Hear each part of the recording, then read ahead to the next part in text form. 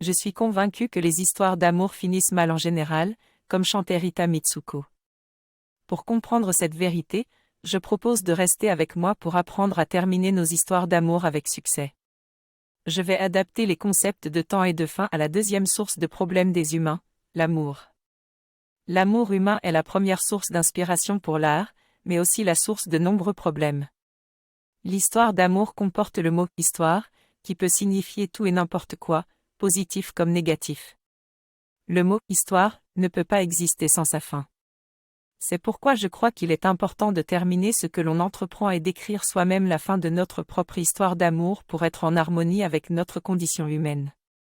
En d'autres termes, nous devons être des esclaves intelligents, connaître le caractère de notre maître, notre vie, et accomplir notre fonction parfaitement pour être satisfaits, voire même obtenir des privilèges.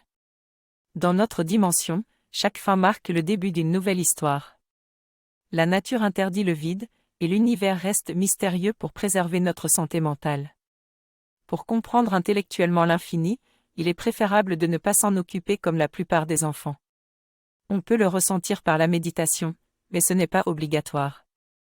En revanche, nous n'avons pas besoin de faire d'efforts pour en récolter les effets, car l'infini nous gratifie de son pouvoir et de ses bienfaits.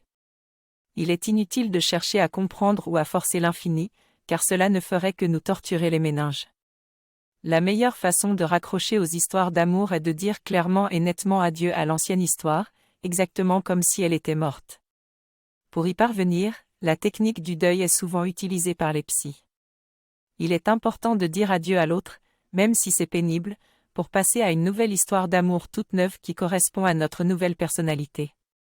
Si nous ne voyons pas de nouveau début dans notre vie, c'est que nous n'avons pas envoyé clairement le message de fin à l'univers. Dans cette liste de lecture, je peux trouver des transcriptions de ce que l'auteur dit sur son site.